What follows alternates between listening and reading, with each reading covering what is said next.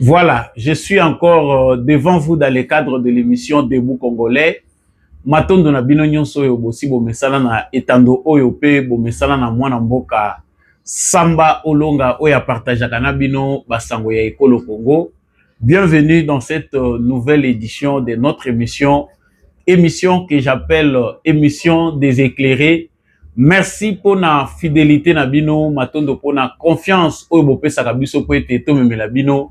Ba sango ya ekolo Congo liboso na bino bongo na bino boyebi déjà malamu. Abonnez-vous si vous n'êtes pas encore abonné, likez cette vidéo, partagez avec le voisin, dites-nous ce que vous en pensez dans les commentaires.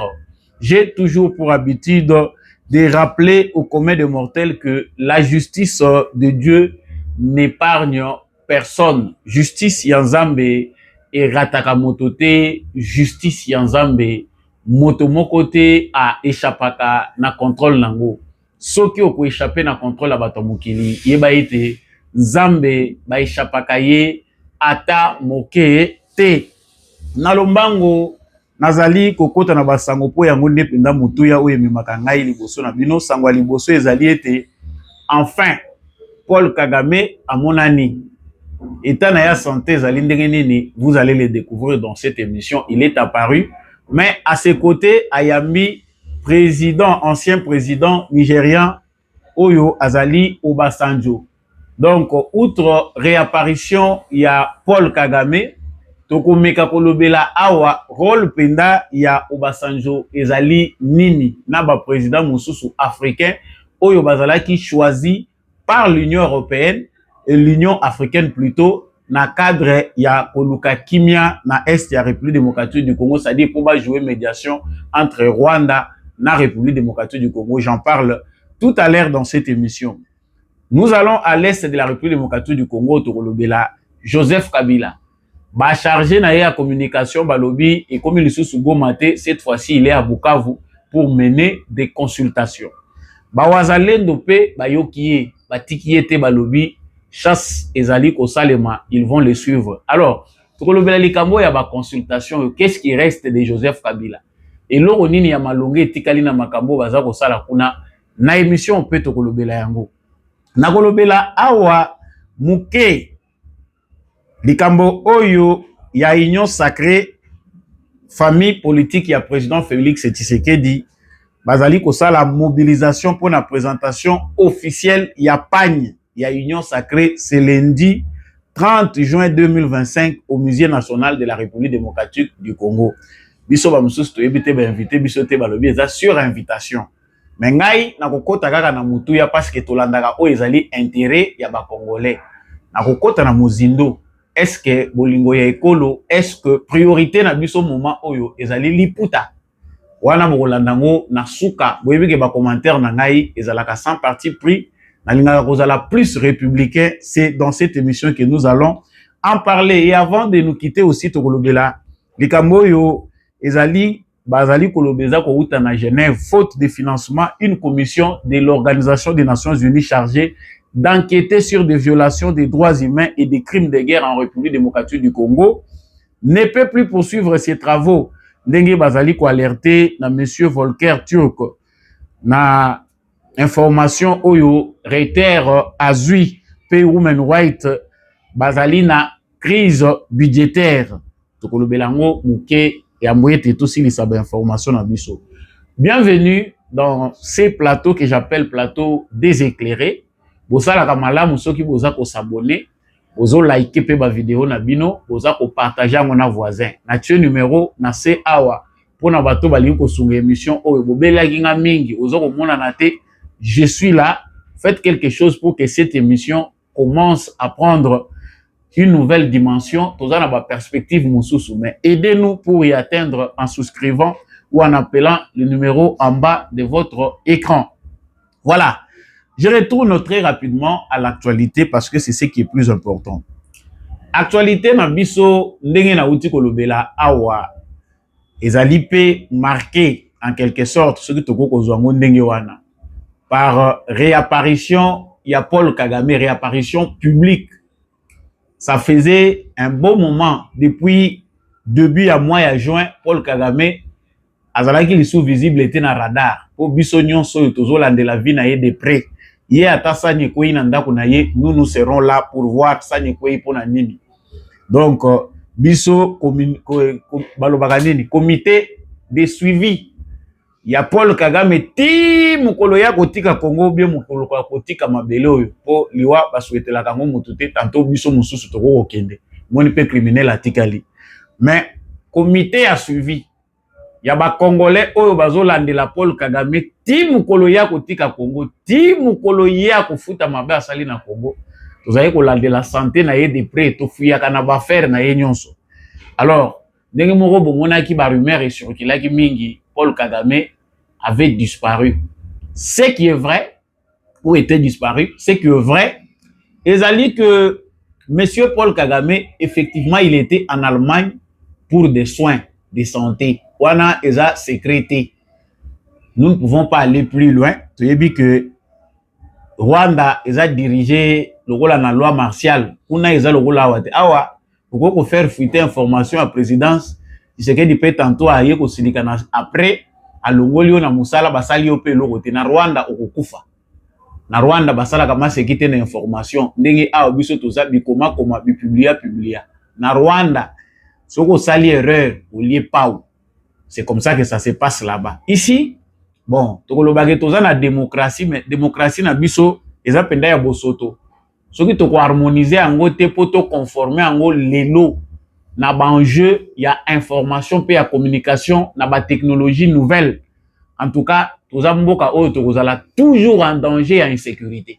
Insécurité eza kaka o ya ba minduki te. Insécurité ezali pe informationnelle. Donc lorsqu'on ne gère pas bien l'information, na mukilo ya lelo na 21e siècle, ouais, mboka na bino kozala pe instable sur base kaka ya information.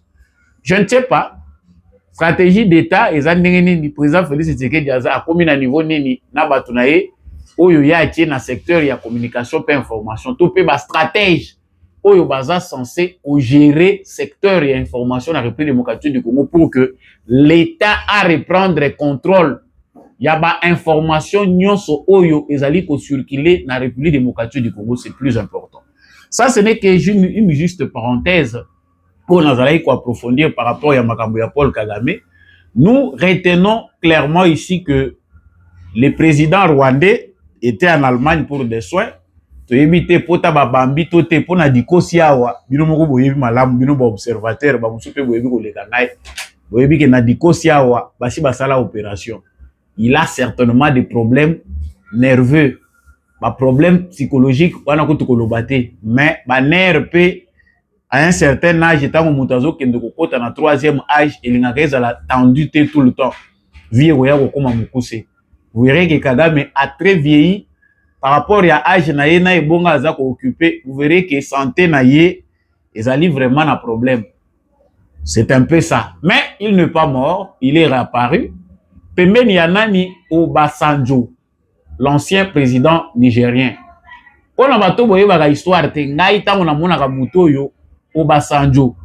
Na mona ka bato oyo ba africain oyo ba participa na complot ya ko hypothéquer souveraineté nationale ya République démocratique du Congo. Il y a comme ça des présidents africains oyo sous règne ya Joseph Kabila. Bah comprenez que Congo est dirigé par un vide. Kabila, ce n'est qu'un instrument placé à la tête du Congo pour que Moutounion Soyaza Makasi azwa par ya gâteau na yena Congo.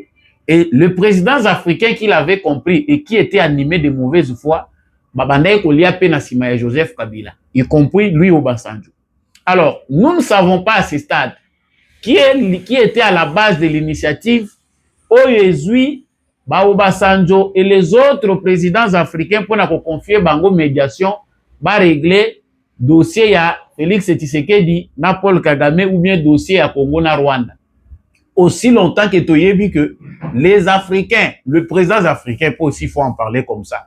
Africains, ils ont déjà compris, nous Africains, les mentalités évoluent, les Africains se révoltent, ils ont besoin de plus d'indépendance, ils ont besoin de développement.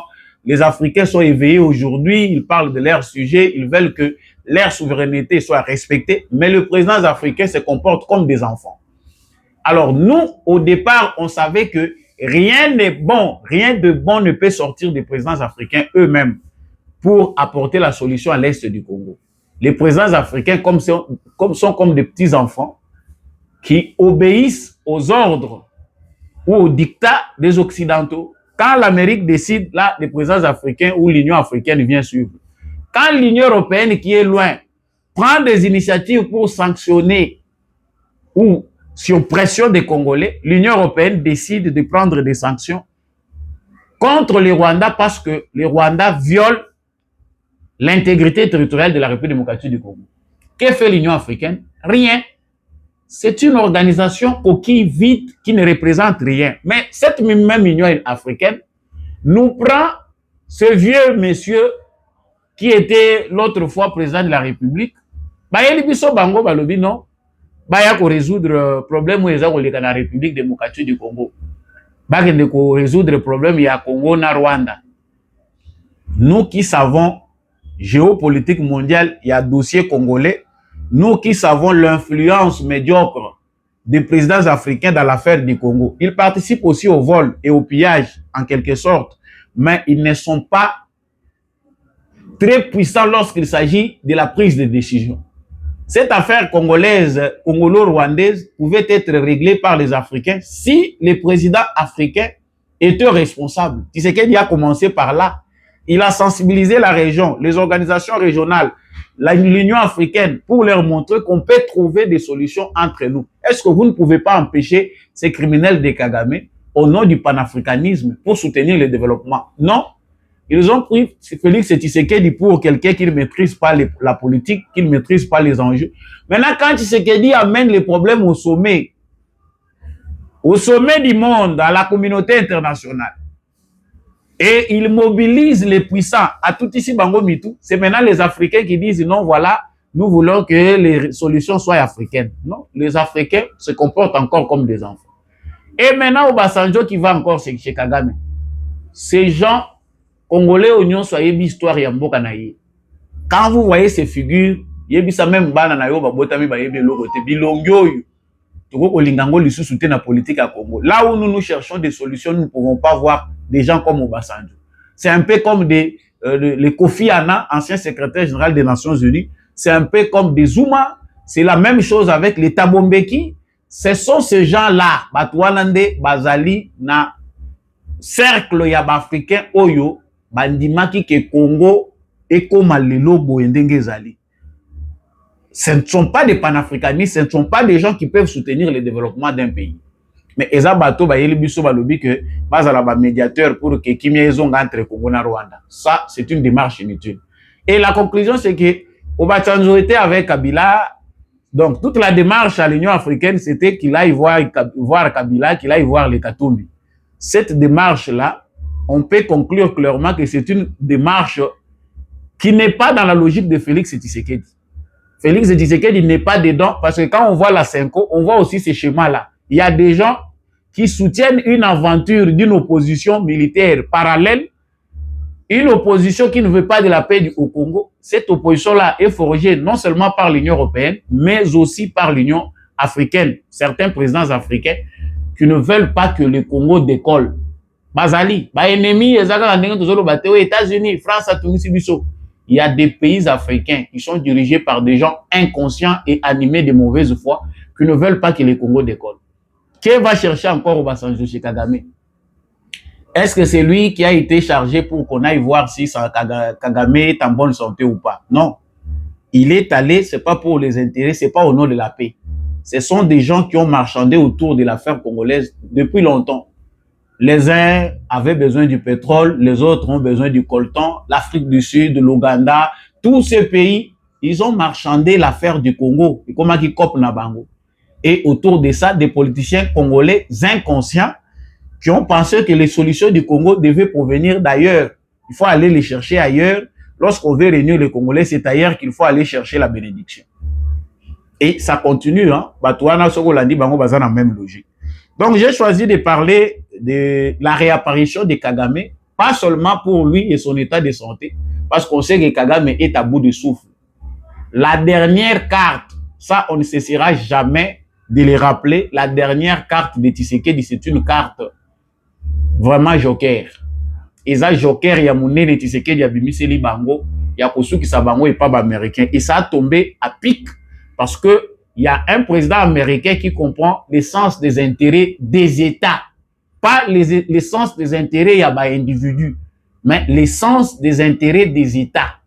Bah, État, il faut pas profiter pour que les individus puissent émerger. Mais ceux qui sont individus ne peuvent pas profiter avant l'État, c'est un banditisme qu'on soutient. Voilà pourquoi le monde est dans le désordre. Il y a la mafia qui a pris en otage les Nations Unies, qui a pris en otage la politique américaine, qui a pris en otage la politique française, anglaise, la politique européenne, la politique africaine. Partout, le monde est dirigé par la mafia.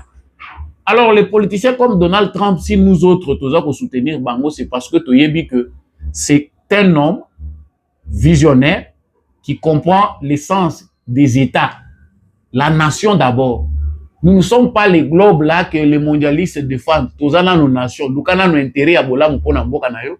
Enfin, total la siko libanda ndengeni tokoki ko se soutenir pour to luka kimia na monde.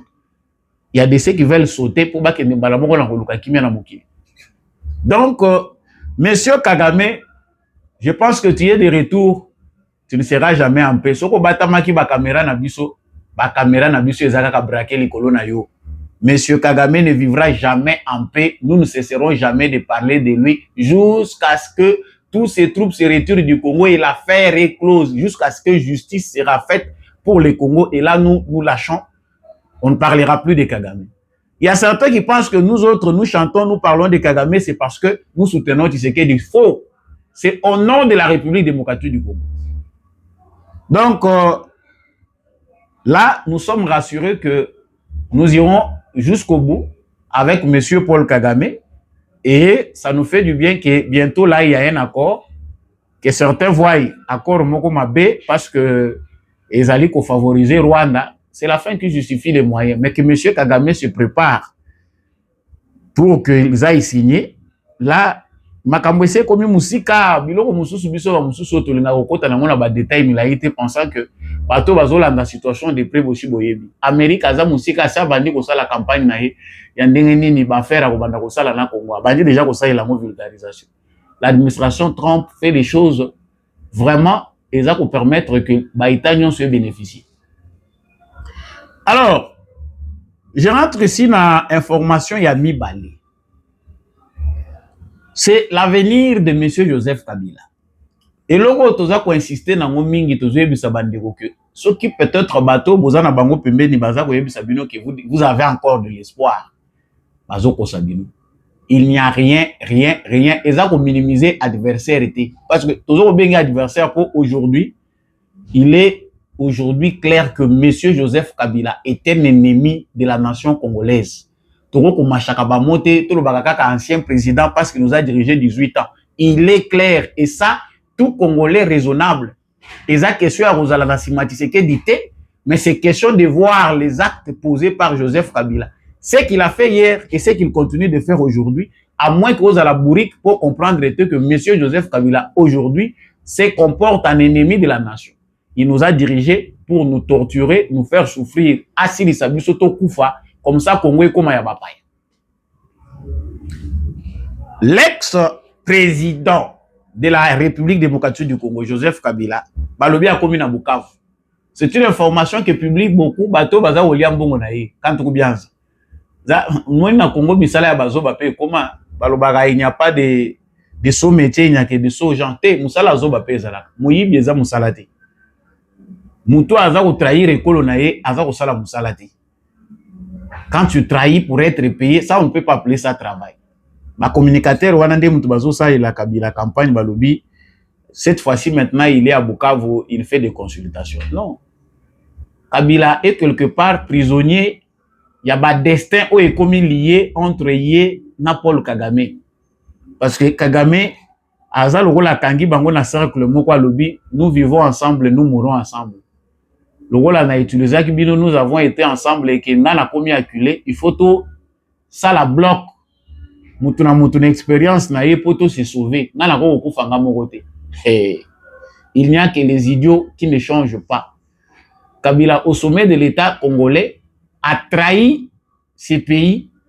Bon, ce Tozo peut trahison, quelque part, Tozo Mimona Bissumoko Balash. Est-ce qu'il était-il des nôtres? Était-il vraiment congolais? Pour Tobengango trahison. Non, c'était un infiltré. Tobenga trahison. Ce qui Moutouana Azalaki congolais et qui a trahi Bissou. Mais quelqu'un qui nous est parvenu par un parvenu qui a accédé au sommet de l'État et qui n'a jamais cette nationalité congolaise, bah yibela qui est nationalité koyiba. Neni to lobaka trahir biso. Wana eza débat ya concept na kokota kunati. Les consultations de monsieur Joseph Kabila à Bukavu ezali voulu te na ba wazalendo. Na moment tozali kolobawa nos frères wazalendo bazali kokoba na kosala musala na bango.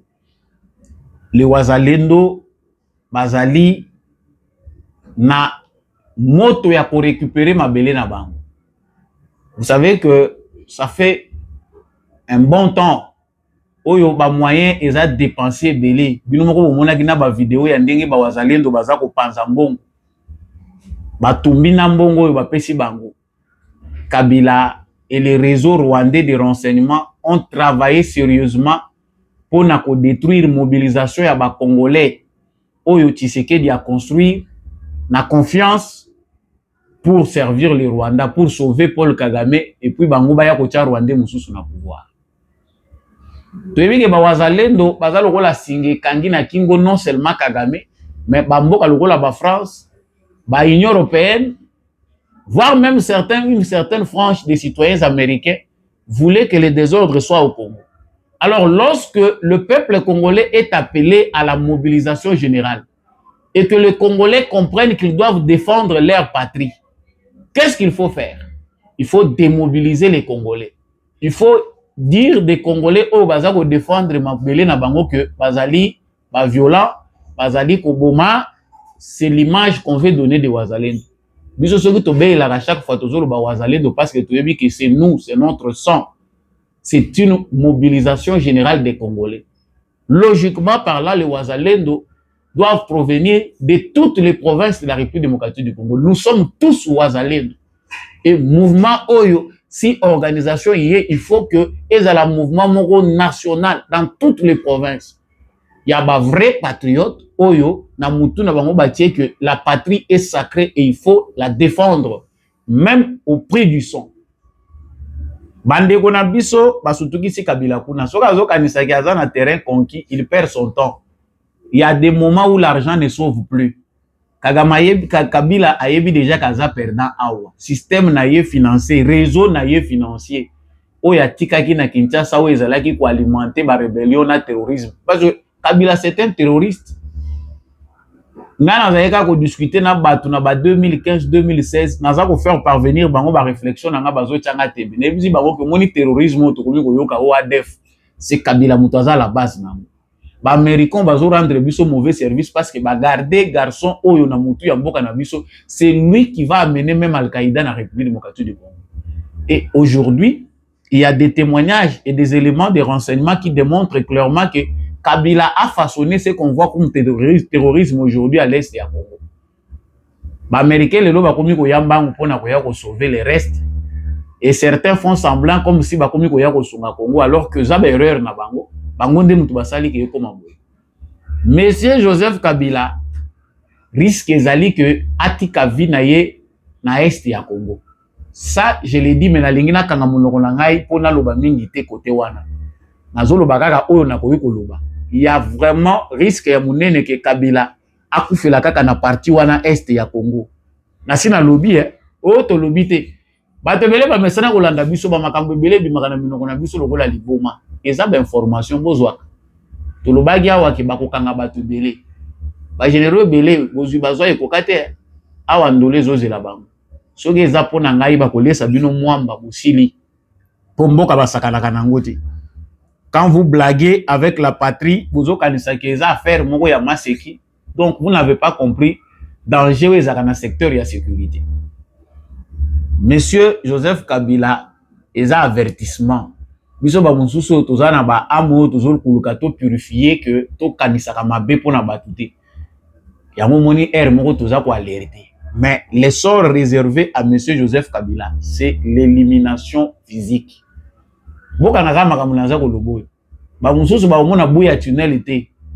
Parce que ah au moni bango bakomi koluka ba se comporter bien balobi ke noté lokola balobi ke zana moins espace babongiseli bango et après l'accord il y a États-Unis on va chercher ce qui peut être fait avec les rebelles. Amnistie tout ezati.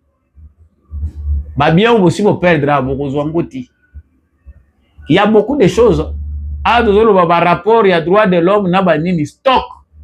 Kala telle liste zo bima complète. Musale zo salem. C'est évident. Justice Yanzambe, dengue na lobakango chaque fois nazo bande émission, eza inévitable. Monsieur Joseph Kabila, ce qu'azalaki mutu moko âme pure, ce qui ezali erreur, mais le moment d'azo se corriger. Faut comprendre que molimo pharaon eza légendaire et tungisaka batu ebele. Donc ces consultations là eza nango fumée, eza nango poudre aux yeux ezoleka nango eza rien.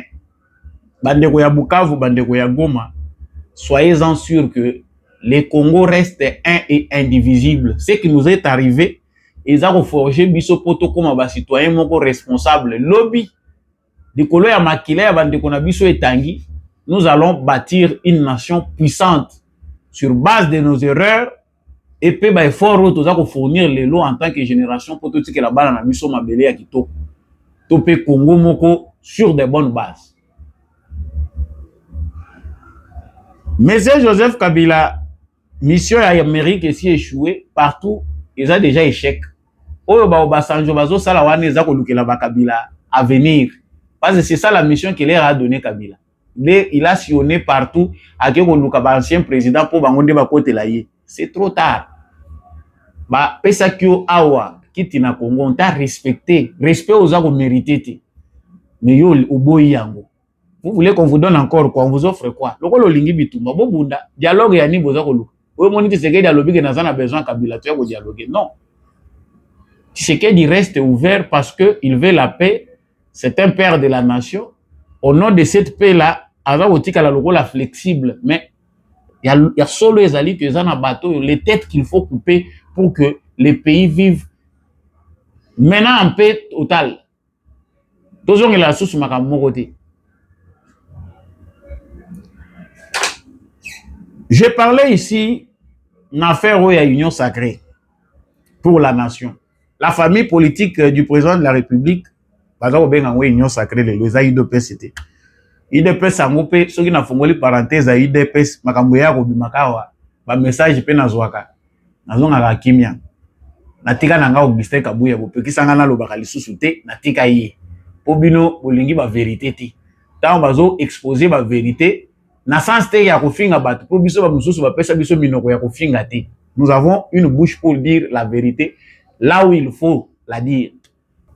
Donc cette histoire d'Augustin Kabuya ezali affaire au tolobaka lisusu te parce que l'UDPS c'est un parti présidentiel libre na ba critique nyonso au tokoyi ko sala. Je n'y reviendrai plus, je vais à l'essentiel. L'Union sacrée pour la nation bazali ko mobiliser pour la présentation officielle il y a l'Iputa, il y a Union sacrée. C'est lundi 30 juin 2025 au Musée national de la République démocratique du Congo. Musée où ils allaient sur boulevard Triomphal. De Esika Wapi. Bango va représenter Pagne na Bango officiellement. Alors, moi, j'ai pensé que sur le plan politique, pour les politiciens, l'Union sacrée est alliée et l'Okomoko est alliée au Sangana. Donc, l'Union sacrée pour la écolo. J'ai toujours pensé, moi, que l'Union sacrée a été créée par le président Tshisekedi Kaka pour éviter que Bandoki Otozana Bango, Bamiibio ya biso, Bandi na biso, Bazala utiliser te na bapaya. Au moins, tout ça la bloc moko oyo toza ko se comprendre que oyo azani moyibi, oyo ancien criminel, oyo boye, mais pour que mabe comme la kabiso mingi te ba problème ya ko gérer les kaka mingi te, mieux vaut to gérer bango pembeni, to zala na bango liboke, mais to yebi ke ba bandoki. Pour na famille pe makamba bongo yaka. Boyebi na bino ke oyo ndoki, tata mwasi, oyo papa leko ndoki, mais pour l'unité de la famille, vous les gérez comme tel. C'est ça le problème avec le président Félix Tshisekedi na union sacrée na ye. Mais ce qui moi m'étonne ici, est que nous avons, nous, un problème à l'est du Congo qui nécessite une bonne, forte mobilisation. C'est-à-dire, na moment où il y a des partis politiques, nous sommes ba réunion eza ko salema na ba bilenge. Il y a des vrais patriotes, des leaders d'opinion ya solo. C'est-à-dire, tout le monde a un moment où il y a des cafés politiques, des matinées politiques, des réunions, des conférences, où on est en train d'attisser l'amour de la patrie, na ba jeune.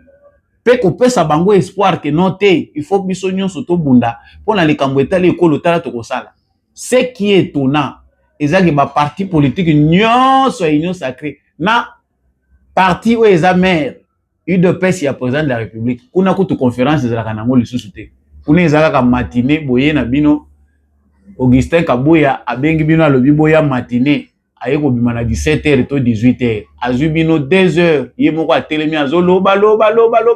Na ba critique, ba salaki na ba réseaux sociaux, a 8h répondre, ango, c'est fini.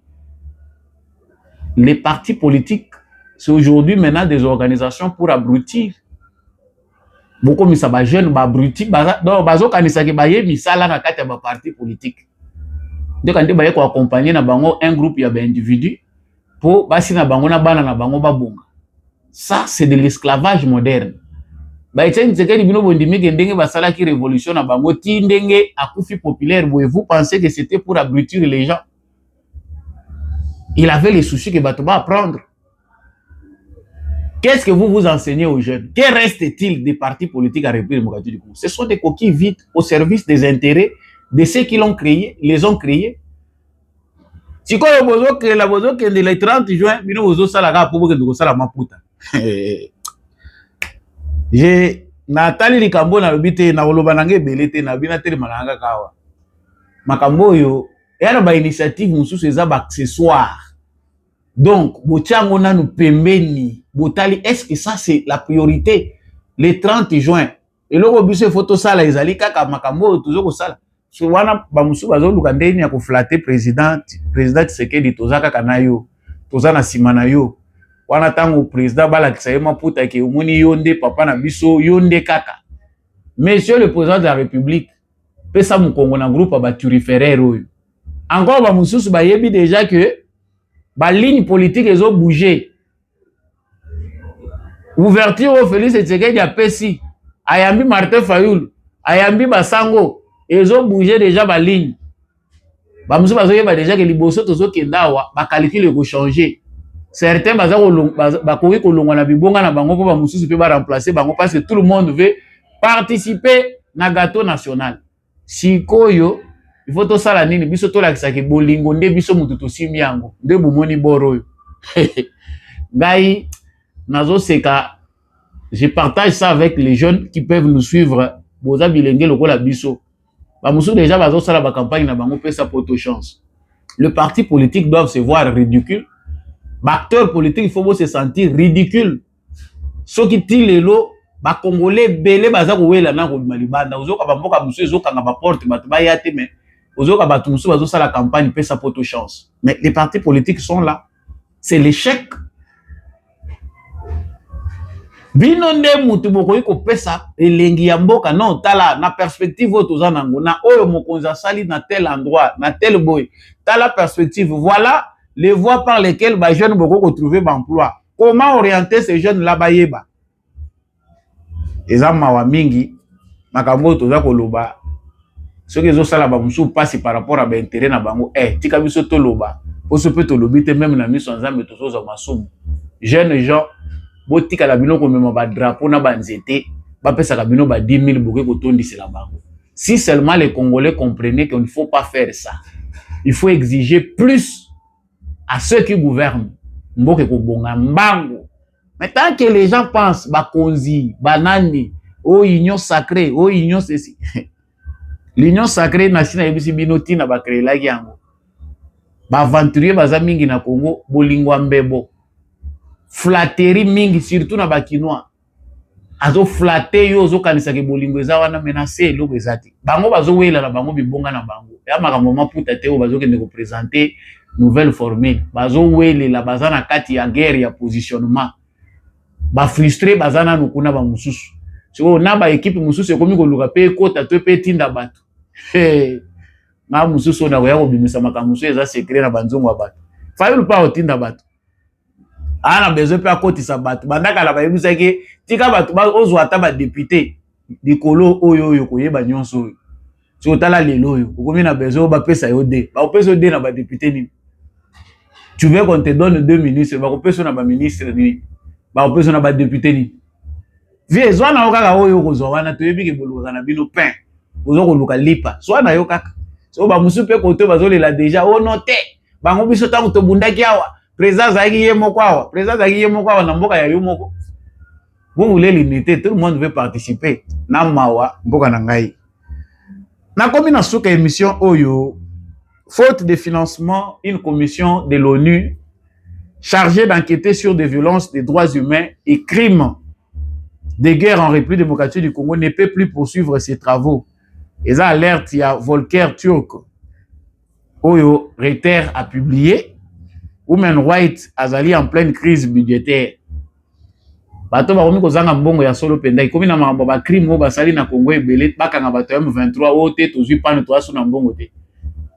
Gouvernement congolais, Madame Maman Thérèse Kaikwamba, ministre Affaires étrangères, lande la situation de près. So esengeli to chambongo ba enquête continue.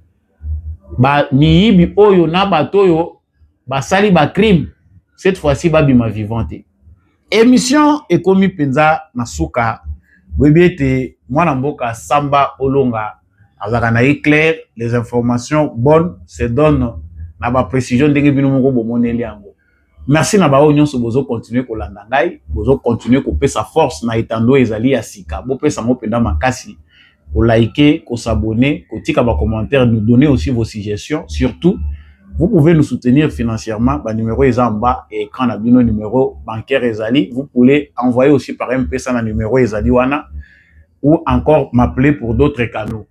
Moi et vous, je pense qu'on va se revoir prochainement. Merci na bandeko nyonso bozo sunga biso oyo déjà bozali ko banza ko sala quelque chose pour que mission oyo continue ko exister pe ba nyonso bolingaka ba analyse ya Samba Olonga matondo mingi na l'homme de la vérité des urnes Jean-Louis Timbalanga. Matondo na papa Michel Lumakaso, papa Boniface Mpunga, papa Maurice Kikangala, matondo na mama Bilonda, mama Lisette Mumbendu, mama Anima Samba, mama Rose Sirikari, papa Paulin Kape ba nyonso bolingaka. Émission ya Samba Olonga. Nous sommes ensemble, on se retrouve prochainement avec un nouveau numéro.